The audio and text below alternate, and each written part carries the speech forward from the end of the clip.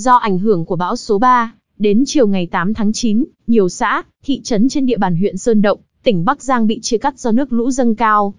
Theo thống kê sơ bộ, toàn huyện Sơn Động có hơn 300 hộ bị ngập nước, nhiều nhà phải rời đi nơi khác để đảm bảo an toàn.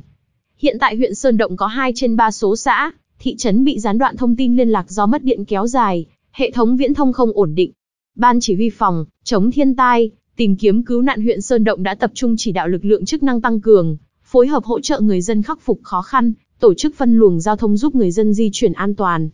Tại các khu vực nước lũ dâng cao, chảy xiết, huyện đã cắm biển cảnh báo, khuyến cáo, nhắc nhở người dân không vớt củi, bắt cá để phòng tránh tai nạn. Còn tại huyện Lục Ngạn, theo Ban chỉ huy phòng chống thiên tai và tìm kiếm cứu nạn huyện, từ đêm 8 tháng 9, nước sông Lục Nam dâng cao, một số xã như Phong Vân, Tân Hoa, Biển Động, ngập nước, bị cô lập. Mực nước các hồ chứa đầy, cơ bản vượt tràn xả lũ. Hồ Khe Sàng, xã Đèo Ra tràn 180 cm, hồ Khuôn Vố, xã Tân Lập tràn 70 cm, hồ Dọc Bấu, xã Biên Sơn tràn 100 cm.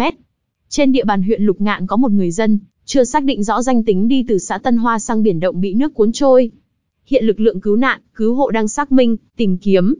Ban chỉ huy khẩn trương di rời 760 hộ dân thuộc địa bàn các xã Sa Lý, Phì Điền, Kim Sơn, Biển Động, Tân Lập, Trù Hựu, Tân Hoa, Nam Dương, Đèo Ra, Tân Lập, Tân Quang và thị trấn Trũ đến nơi an toàn.